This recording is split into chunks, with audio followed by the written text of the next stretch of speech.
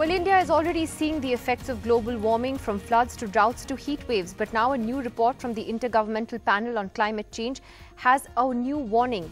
And it predicts that India could have hotter summers by at least 3 degrees if we don't act. It could have more extreme weather like droughts, like Kerala, like flood disasters. Remember that. Remember the Srinagar, Uttarakhand, Chennai type floods. We could see more of that. There are also fears of more poverty, more air pollution, as well as a warning on food and water scarcity. So this UN report on climate change is something that actually needs to be taken pretty seriously. And joining us tonight on Left, Right and Centre, we have Professor Arumar Ravi, who is one of the co-authors of this report, the director and co-chair of the UN Sustainable Development Solutions Network, R.R. Rashmi, distinguished fellow at TERI and former special secretary of the Ministry of Environment and Forests, also joining us.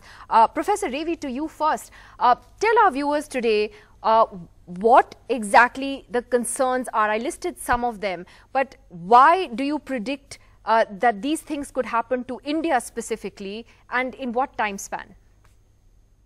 The IPCC report doesn't speak specifically about India, Nidhi.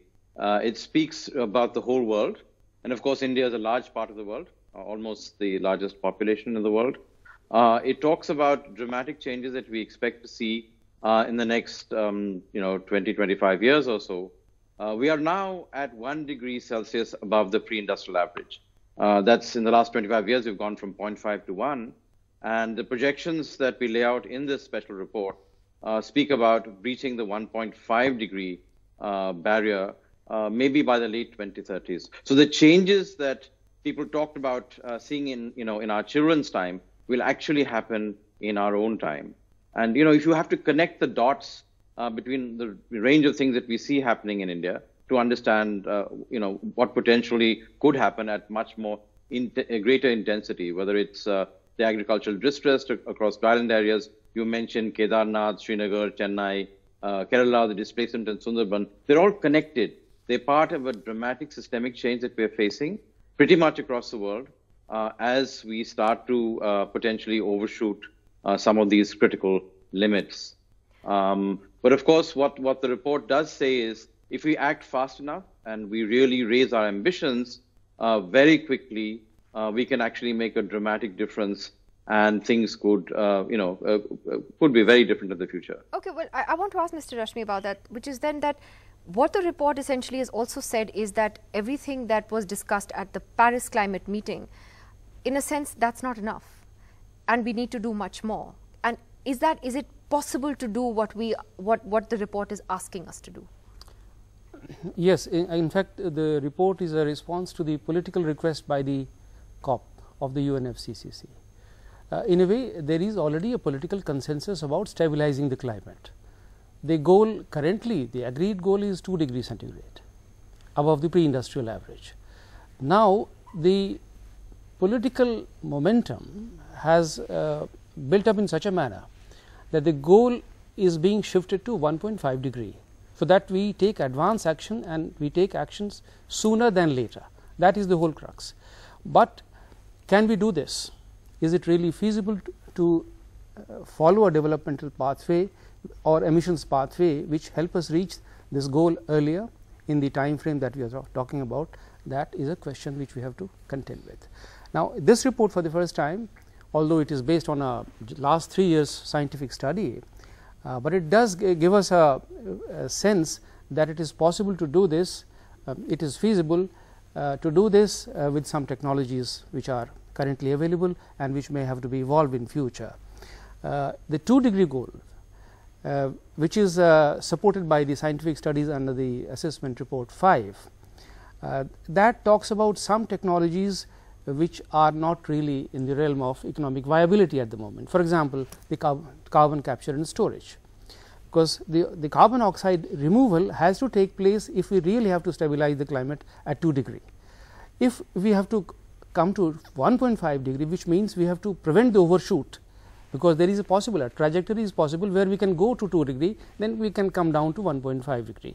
If we have to follow this trajectory where we don't go through this overshoot route, and we contain the temperature rise at 1.5 degree earlier, then we have to employ certain technologies for carbon dioxide removal from the system, from the land and which the you're ocean saying systems, is too expensive right which now. is too expensive, which was not considered feasible. Now, this report gives a sense that it is possible to do this. Perhaps we will have to think about those which options. is exactly what Professor Ravi, I mean, I think the point is that the report does say that the actions are not big enough to even achieve that 2-degree target. And so what do you think is practically possible for instance for a country like India to do in order to reach this goal?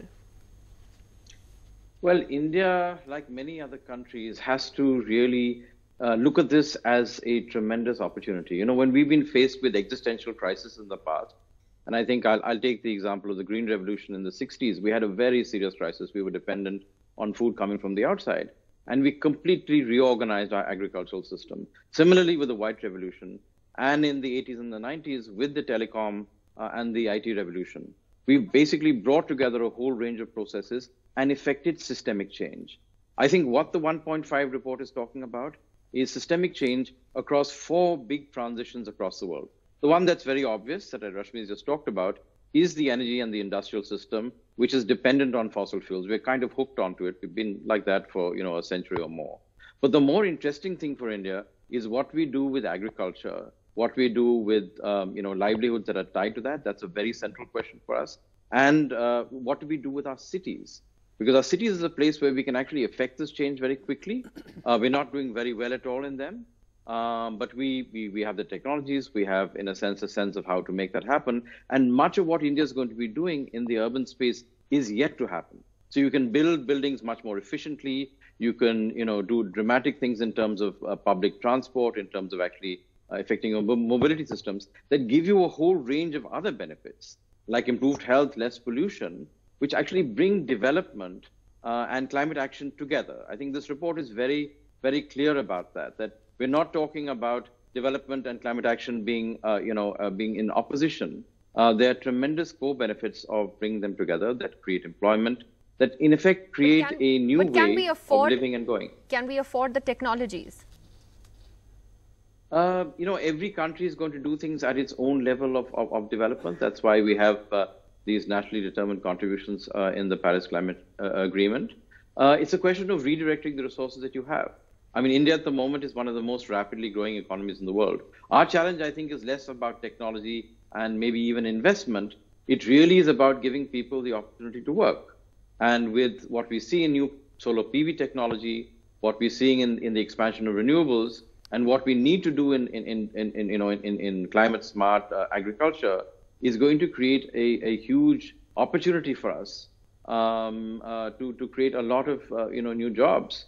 And that, I think, is going to be the underpinning of this entire process. Well, I'm glad. So the resources of you have a good sort of a positive approach. You're trying to sort of look ahead and chart out a path. But so, Mr. Rashmi, when we ask whether we're losing the global battle against climate change, is it too early to say that? No, the risks of aggravating climate change are too obvious. They are all known to us. Even at 2 degrees centigrade, the risks are enormous. When there is huge problem in terms of extreme weather events, there is a possibility of the coastal zone getting inundated partially because of the sea level rise, and the droughts and the floods and all kinds of the extreme weather phenomena will take place. We are bound to be affected adversely by these developments, whether it is at 2 degree stabilization goal or at 1.5 degree. In fact, in terms of the impacts, the difference is not very substantial as far as we are concerned. The risks are enormous even at 2 degree, they are bound to be enormous, but even at 1.5 degree, the risks are very, very large. So the question is how do we avert these risks? How do we prevent the overshoot of the rise in temperature beyond 1.5 degree and then beyond 2 degree and then come down to 1.5.